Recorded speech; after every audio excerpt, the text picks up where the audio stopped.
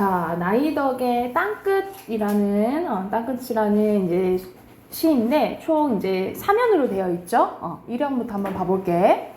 자, 산 너머에 고운 노을을 보려고 목적이 뭘 보러 가려는 거야? 고운 노을을 보려고 간다라는 거죠. 그네를 힘차게 차고 올라 발에 굴렀지. 그러니까는 노을을 보기 위해서 어떤 것이 노력을 했다라고 얘기를 하는 거야. 그래서 이 고운 노을이 거의 목적인 거죠, 그치? 그래서 이 고운 노을이 의미하는 것은 내가 궁극적으로 바라는 이상일 수도 있고, 뭐 꿈일 수도 있고, 뭐 희망 이렇게 해석이 가능하겠죠. 상징하는 거는 거의 이제 다양하게 해석을 할 수가 있으니까. 그네를 힘차게 차고 올라 발을 굴렀대. 노을을 보려고. 근데 노을을 끝내 어둠에게 잡아 먹혔지 라고 얘기했네. 그러면 노을을 봤어? 노을을 보지 못했다라는 거잖아, 그치? 그러면 이거는 내 꿈을 이뤘다는 소리예요? 이루지 못했다라는 소리죠. 그래서 여기서는 꿈이 좌절된 것을 의미한다라고 보시면 돼요. 그리고 잡아먹혔다라고 표현하니까 무슨 법으로 볼 수도 있겠나요? 잡아먹혔대, 노을이. 의인법도 되고, 뭐 크게 보면은 화류도 될 수도 있겠죠, 그쵸? 화류법도 될 수도 있겠지. 무생물을 생물처럼 표현한 거니까. 나를 태우고, 시적 화자가 직접적으로 드러나 있네요, 그죠? 나를 태우고 날아가는 그네줄이 오랫동안 삐걱삐걱 떨고 있었어 하면서 여기서는 그만큼 꿈이 좌절된 것을 무엇을 통해 표현한 거예요? 그네줄을 통해서 표현을 한 거죠, 그쵸? 삐걱삐걱 떨고 있었대. 이거는 소리를 흉내내는 말이죠? 의성어 쓰였고 음성상용어 쓰는 거지. 그래서 여기서는 자기가 이제 꿈이 좌절된 모습을 그네줄을 통해서 드러냈다라고 보시면 돼요.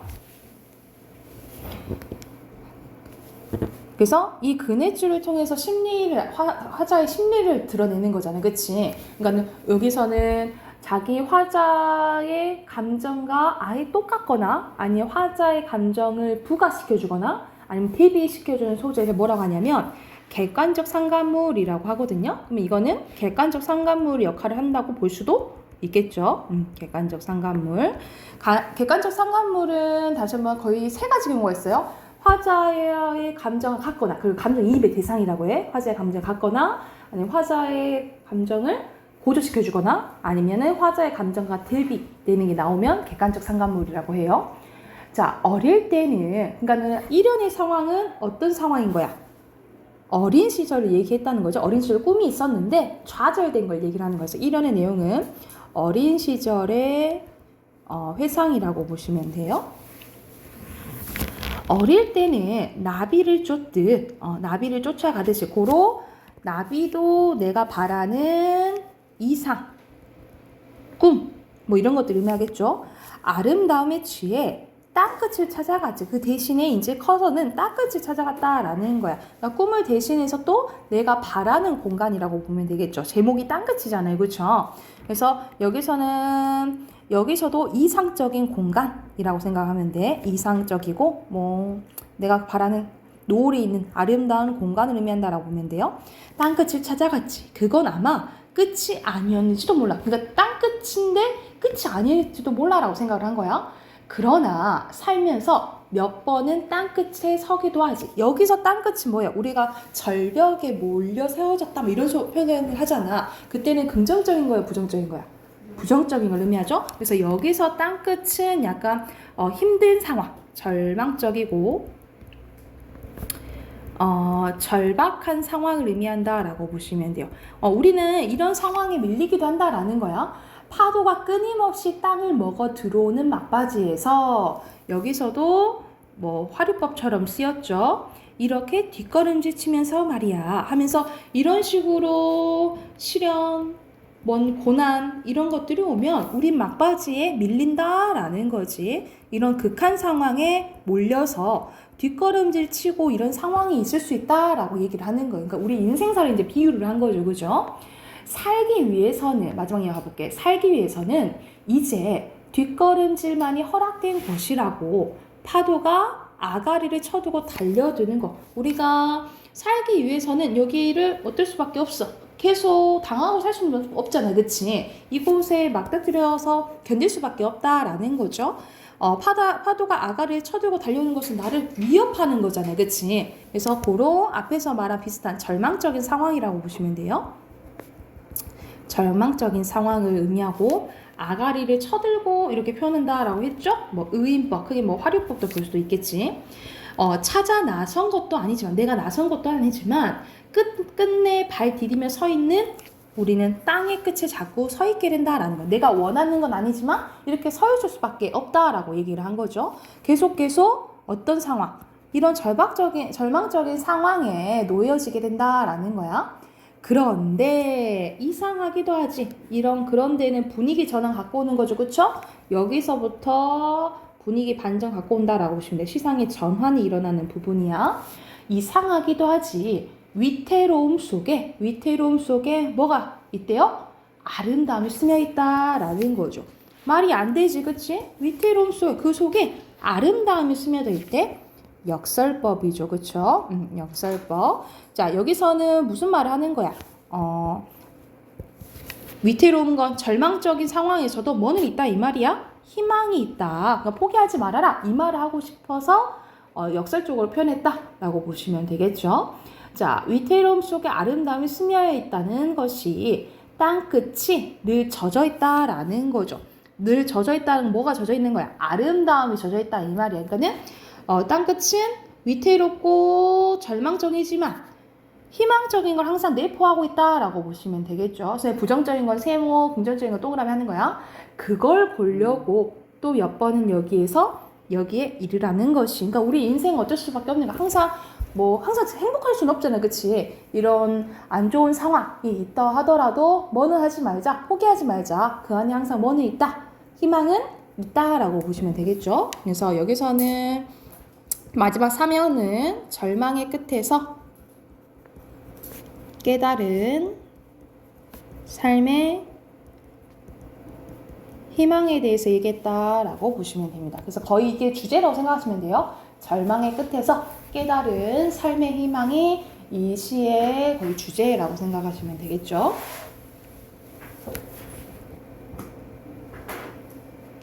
그래서 여기서는 각각 무생물을 생물처럼 표현한 거의 전체적으로 의인법과 화류법이 많이 쓰였고, 그리고 무슨 법도 쓰였어? 역설법 쓰였죠? 그 표현 방법 보면서 옆에 문제 풀시면 돼요. 그래서 135쪽, 136쪽 풀어봅시다.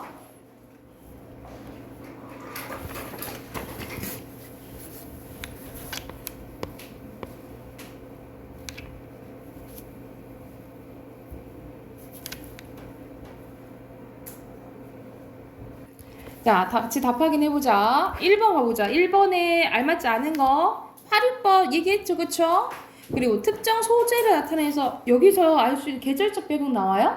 아니지, 그치? 2번이 답이네, 2번. 여기선 어순이 도치된 거는 마지막 부분에 있죠. 그런데 이상하기도 하지. 이 부분 있잖아요. 그런 데부터 있죠. 선생님 언급 안 했는데, 그 부분이 이제 도치법이라고 보시면 돼. 그런데 다음 부분이. 그리고 음성상징어 삐걱삐걱 나왔고요. 그리고 과거해상 1연에서 과거해상 부분이라고 보시면 되겠죠. 그리고 고백적 어조는 우리가 사랑 고백만 그 고백이 아니야. 자신이 있는 생각을 솔직하게 말하면 고백적이라고 하거든요. 그렇게 생각하시면 되겠죠. 그리고 2번에 알맞지 않은 거 가볼게. 2번에서는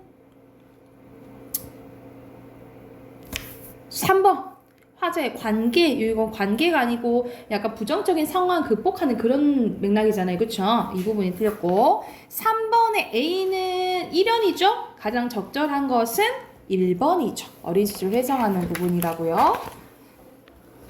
미안해, 말이 1번이요. 2번이죠. 2번. 자, 그리고 1번에 1연에 들어갈 빈칸, 어린 시절의 동경과 그것의 좌절로 생긴 두려움이고요. 2연에서는 땅끝에 이르던 경험, 그리고 살면서 경험하게 되는 이 절망적인 상황에 대한 설명이 나오죠. 그리고 3연에서는 절망의 끝에서 발견되는 삶의 희망이죠. 희망이고, 그리고 땅끝은 약간 역설적 이중적인 공간이라 보시면 돼요. 육지가 끝나는 곳이기도 하지만 바다가 시작되는 곳이기도 한다는 거죠. 그래서 끝나는 곳은 절망을 상징한다면 시작이 되는 곳은 희망을 상징한다라고 보시면 돼요. 그래서 이중적인 공간이라고 생각하면 돼. 그리고 2-2 가면은 공간에서 어릴 때 땅끝은 아름다움에 취해 찾아갔던 곳이고요. 막 그래서 노을 막 찾으러 갔다 했지, 그치? 그리고 살면서 몇 번에 서게 되는 땅끝은 살면서 절망 속에 부딪히는 한계 상황을 의미하고요. 그리고 끝내 발 디디며 서 있는 땅끝은 위태로움 속에서도 아름다움이 스며 있음을 깨달아주는 공간이라고 생각을 하시면 돼요. 자, 옆에 보면은 땅끝에 역설적 의미 나와 있고 밑에 보면은 정호승의 봄길이라는 작품 나와 있거든요. 이거 잠깐 봐볼게. 자, 길이 끝난, 이거는 거의 진짜 같은 맥락이라고 보시면 돼요. 이 땅끝이랑. 길이 끝나는 곳에는 완전 극한의 절망적인 상황을 의미해. 근데 그 안에서도 뭐가 있대?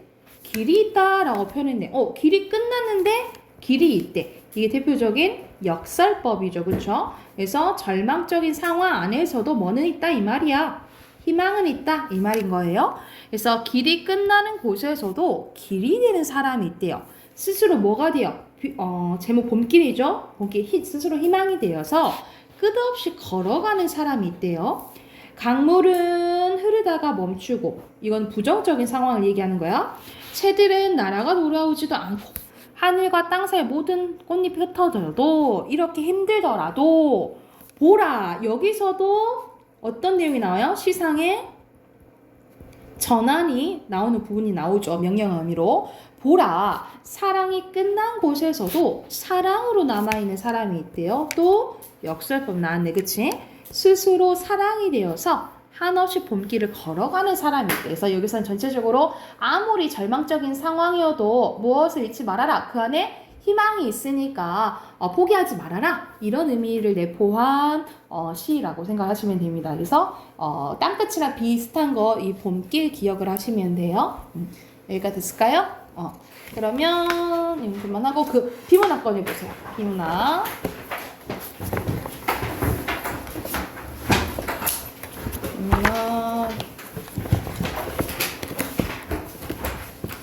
116쪽 펴시면 되거든요. 그쵸, 116쪽 할 차례지, 그치? 이것도 2데이 연달아 하고 한꺼번에 볼게요. 그래서 116쪽부터 123쪽까지 풀고 답 확인해 봅시다.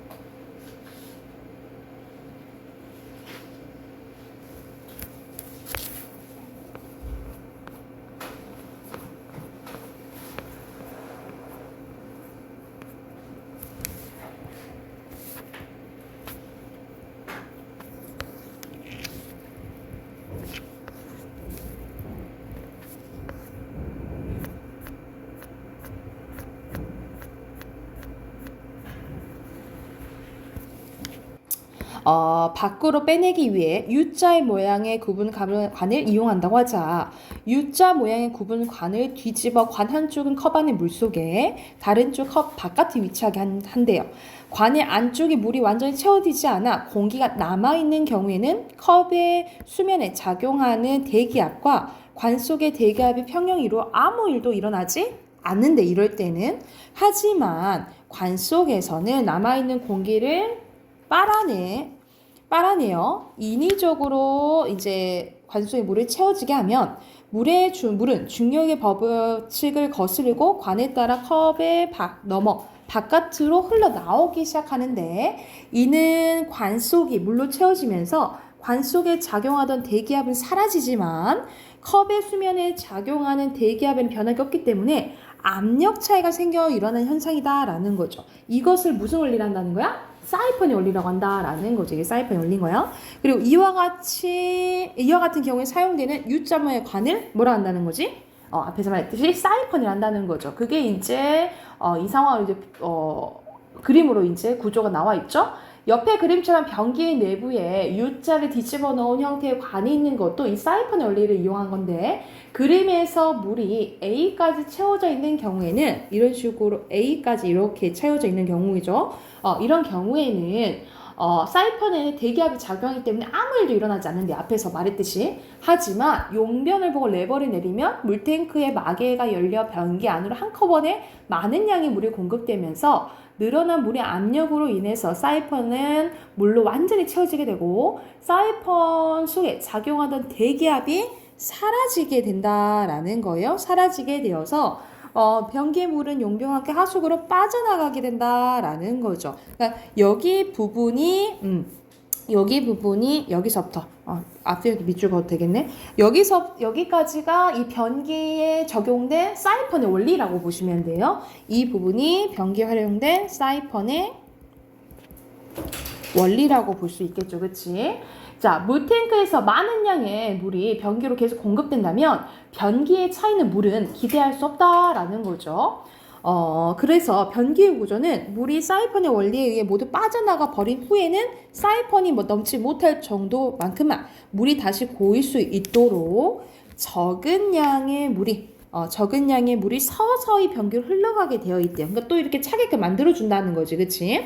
물이 모두 빠져나가 버린 후에 변기에 물이 서서히 공급되면 물의 압력이 사이펀에 가득 채울 만큼 충분하지 않기 때문에 변기에는 A까지만 물에 차 있게 됩니다. 그래서 사이펀을 넘지 못하고 남겨진 물은 고약한 냄새를 넘어가지 못하도록 역할을 한다라는 거죠. 그래서 이 물이 어떤 역할을 해요? 악취를 막아주는 역할을 한다라고 보시면 되겠죠.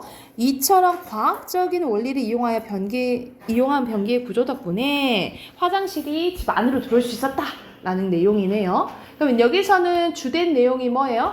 사이펀과 변기 구조에 대한 차이점 아니지, 미안해. 원리에 대해서 나온 거죠. 원리 2번이에요. 2번. 그리고 여기서는 거의 같은 구조 원리로 나와 있는 거지. 이 관이 있잖아요. 그쵸? 그러면 아까 변기 구조는 그냥 같이 생각을 하시면 돼요. 그림만 조금만 다를 뿐이지. 2번에 적절하지 않은 것은 4번이겠죠. 대기압이 사라지게 된다 했잖아요. 그치? 사라지게 되면서 물이 쫙 빨리 든다 했잖아요. 그죠? 자, 118조 넘겨서 자, 1문단의 내용 봐볼게. 변기에 일정한 높이의 물이 차 있기 때문에 악취 물리칠 수 있다 그랬죠. 그쵸? 맞죠? 이 문단에 변기가 작동하기 위해서는 U자 모양 구분관인 사이펀이 사용돼. 맞죠? 그쵸? 그리고 변기 안에 많은 양이라 했어? 적은 양이라 했지. 그치? 그리고 서서히 넣어줘야 된다 했어요. X죠. 그리고 물이 변기에서 모두 빠져나가 버린 후에 많은 양의 물이 사이펀 안에 빠르게 공급되어서 악취가 넘어오지 않도록 하는 거예요. 일정한 물이 차 있으니까 그걸 막는 역할을 준다 했잖아. X죠. 그리고 마지막은 맞죠. 그리고 변기에서 악취를 막는 역할을 하는 것이 물이긴 물인데 A만큼 차 있는 물이라 했잖아. 그치? 그래서 변기에 일정한 높이로 차 있는 물이긴 물인데 일정한 높이에 차 있는 물이 악취를 막아준다 라고 보시면 돼요. 자, 평상시에는 사이펀 안에 대기압이 작용돼서 변기 안과 사이펀 내부에는 물이 차 있다 했고, 레버를 내리면 한꺼번에 많은 양의 물이 변기 내부로 공급되어서 사이펀이 완전히 물로 채워지고 용방가 나간다 그랬죠. 그쵸? 그리고 변기의 물이 빠져나간 후에는 적은 양의 물이 서서히 흘러 들어온다 라고 했어요. 그죠? 여기가 채웠을까요?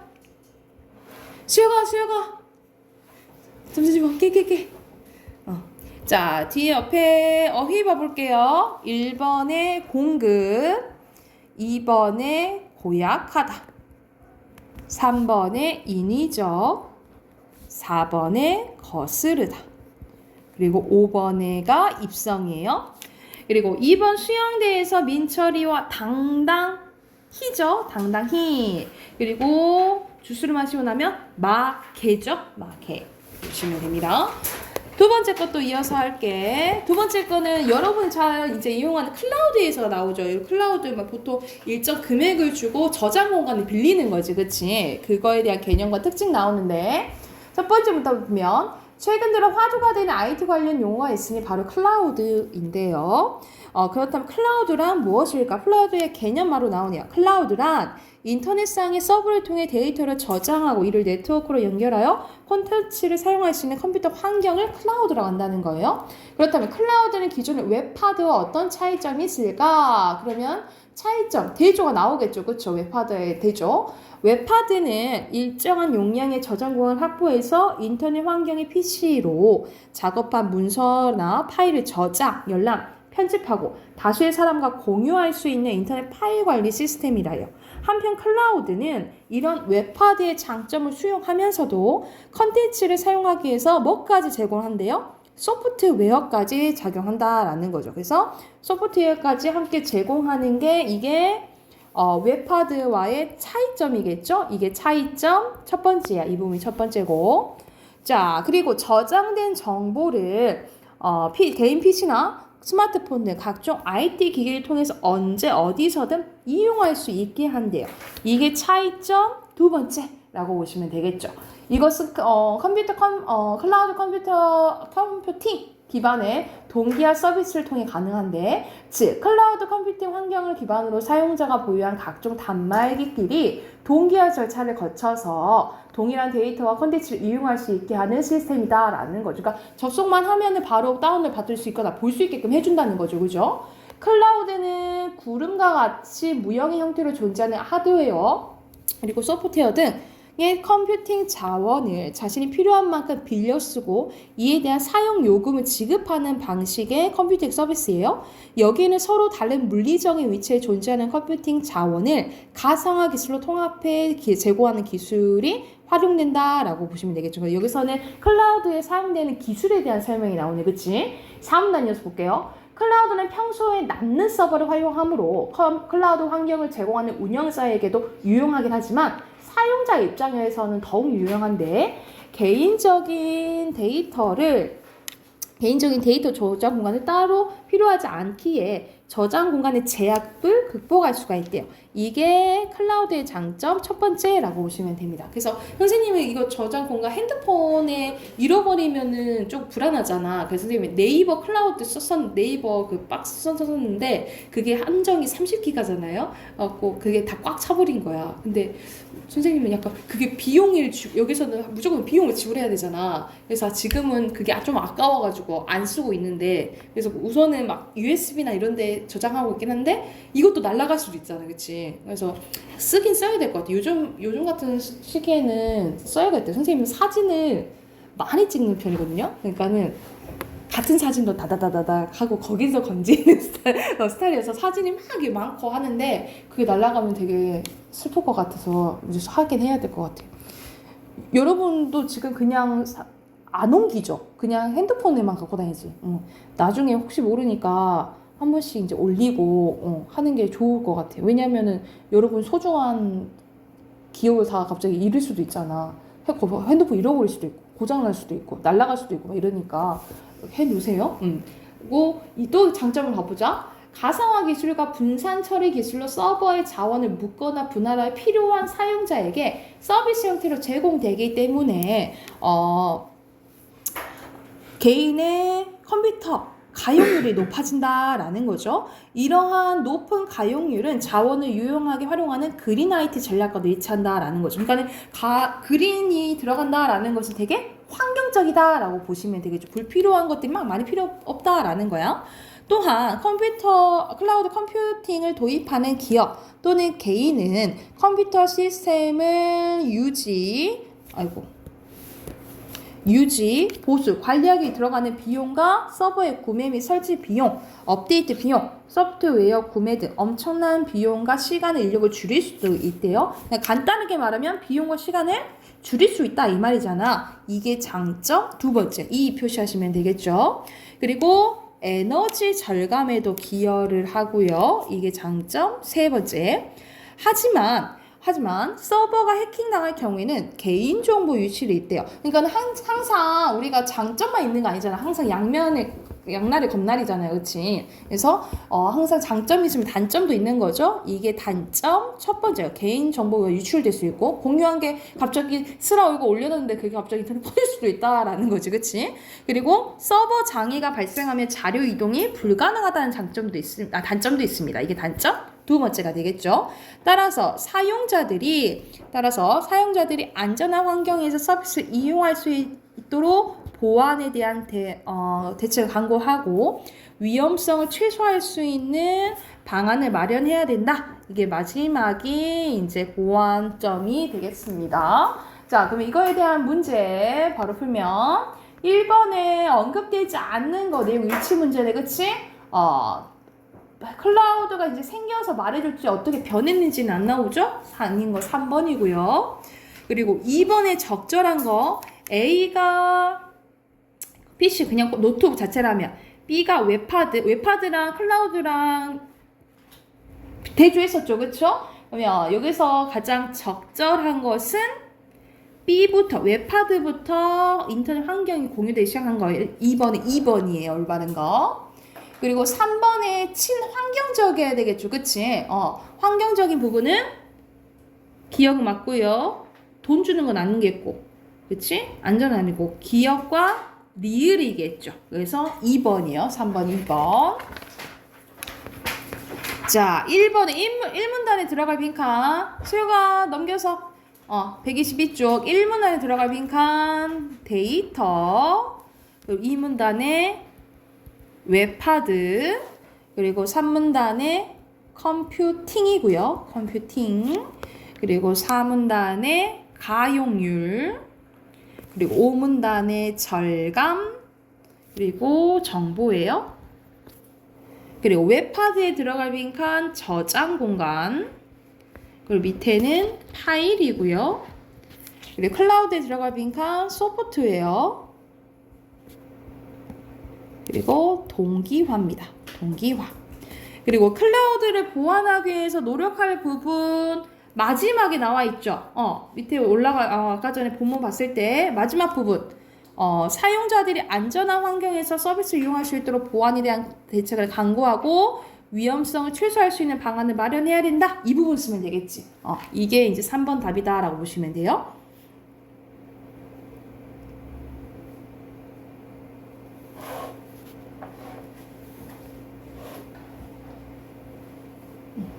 됐을까요? 넘어가 되겠어요? 신용이 됐어요? 자, 그리고 어휘 봐볼게요. 어휘 순서대로 아끼어 줄이는 것 절감, 2번에 보유, 3번에 기반, 4번에 제약, 5번에 강구고요. 그리고 6번에 리을, 7번에 리을, 8번에 니은, 9번이 기억이 되겠죠. 여기가 됐을까요? 그러면은 이거 숙제 하나만 해볼게요. 127쪽 127쪽까지 숙제. 숙제 표시 127쪽 127쪽 문법 꺼내세요.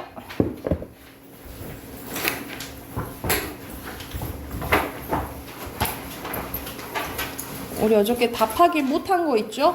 118쪽.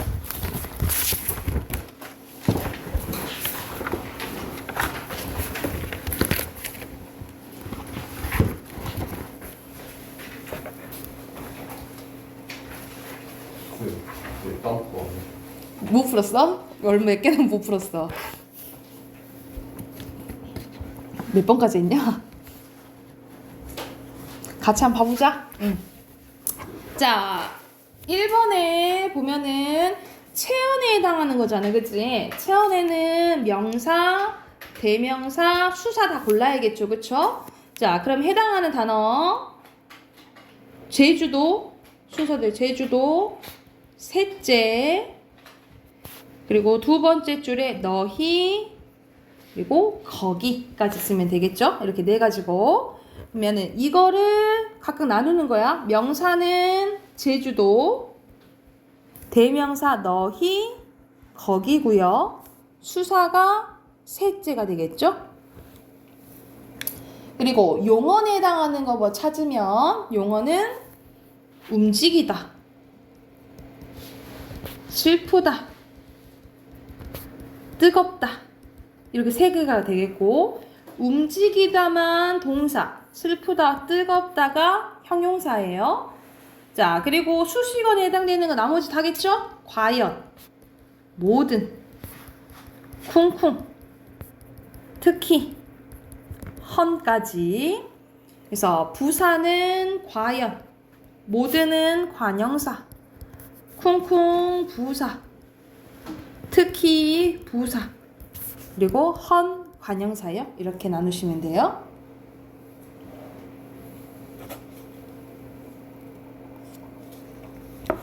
됐을까요?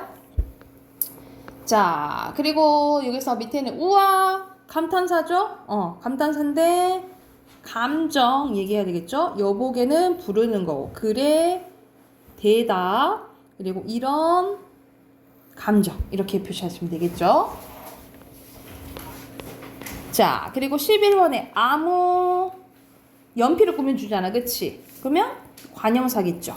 거기 대명사, 둘째 수사, 국어 명사, 큰 기본이 크다죠? 형용사, 안 만날 거야 뒤에 거 꾸며주니까 부사, 부정부사예요. 가다 동사, 이니 조사죠, 서술격 조사, 허허 감탄사. 그리고 밑에 자, 체어는 동그라미, 용어는 세모, 그리고 수식어는 네모 칠게요. 나 동그라미, 는 이런 건 안 해도 되겠구나. 그치? 새, 네모, 신 동그라미, 신고 세모, 기분 동그라미, 좋아서 세모, 폴짝 네모, 뛰었다 세모.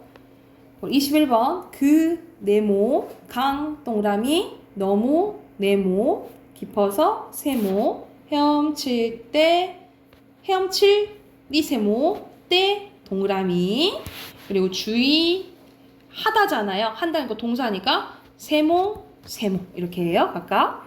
그리고 호수 동그라미, 하얀 세모, 안개 동그라미, 뭉게 뭉게 네모, 피올랐다 세모. 가 됐을까요? 그 다음 것도 품사 이어서 문제거든요. 120쪽부터 문제 쭉 푸는데 어디까지 풀 거냐면 129쪽까지 오늘 합시다. 129쪽까지가 품사 문제거든요. 129쪽까지 문제 쭉 풀게요.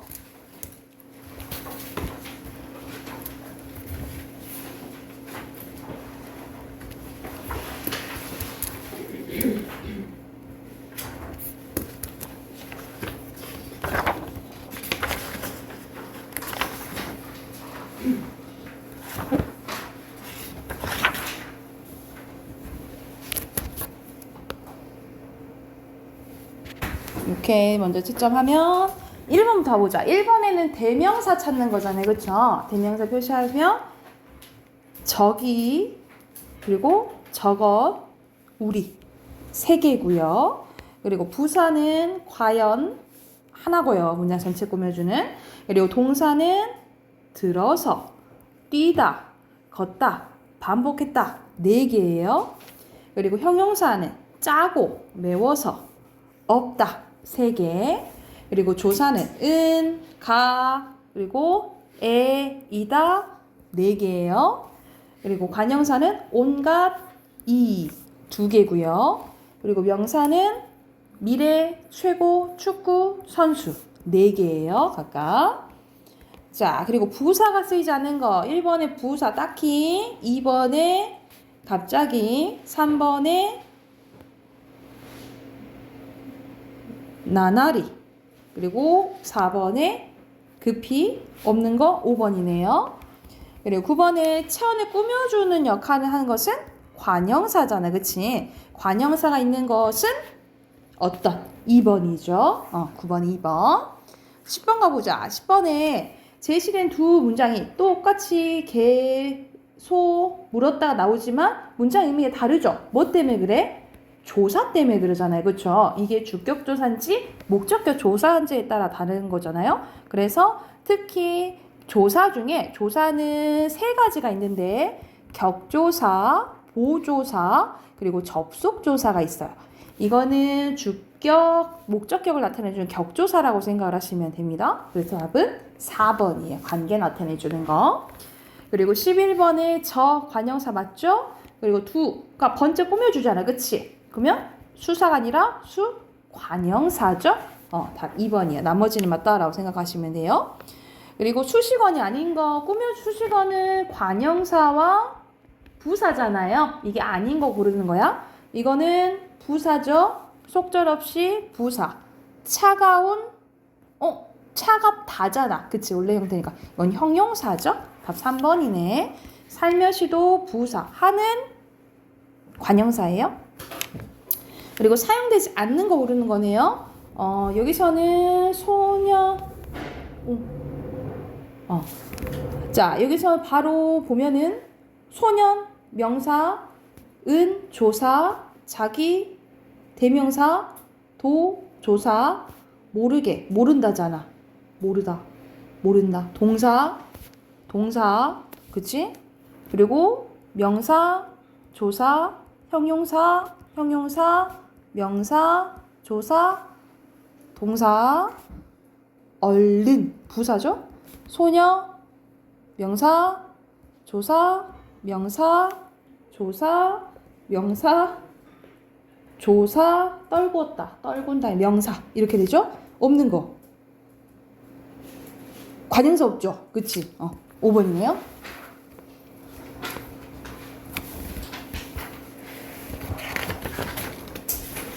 자, 14번에 수사가 쓰이지 않는 거, 수와 관련된 거 골라볼게요. 하나, 둘, 셋, 그리고 첫째, 그리고 다섯, 그리고 둘, 이렇게 나오죠. 그치? 근데 하는 역할을 봐야지. 그치? 첫째는 주 꾸며주죠? 관형사예요. 3번이에요. 자, 그리고 감탄사가 쓰이지 않는 거 4번. 이건 명사죠. 그리고 16번에 알맞지 않은 거 체형 꾸며주는 관형사 맞죠? 수량 순서 나타내는 거 맞고, 대명사 맞죠? 그리고 더욱 냉큼, 이건 부사잖아. 그치? 사물이나 성질 나타내는 거 형용사에 대한 설명이죠? 답 4번이네. 15번에 4번이요. 17번 갈게요. 17번 품사 다른 거. 웃다, 웃는다 되잖아. 그치? 그럼 동사야. 모른다 되죠? 동사. 언다, 동사. 기다린다 되죠? 동사. 높는다 안 되잖아. 그치? 형용사예요. 5번. 자, 18번 가볼게요. 품사가 잘못 연결된 거. 부사 맞지요? 믿음이잖아. 그치? 이건 명사죠. 관형사 맞고, 야단버섯 맞고, 그리고 형사 맞고. 답 2번이네요. 이해가 됐을까요? 저기 덜 푼 친구들은 다 체크해가지고 빼먹으면 안 돼. 7회 다 풀어 오시고, 다음 주 7회 검사하고 문제 또 이어서 풀게요. 아셨죠? 그리고 다음 주 토요일부터 어휘 본다고. 어휘 몇 대이라고? 3, 4대예요. 3, 4대 외우시면 돼요.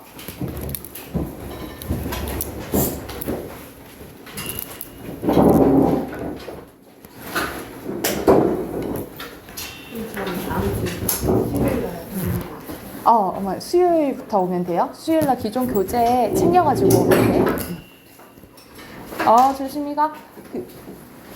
좀 더 일찍 엄마랑 얘기했을 때 5시 20분에 시작한다 했거든? 그 전에 맞춰서 오면 돼요.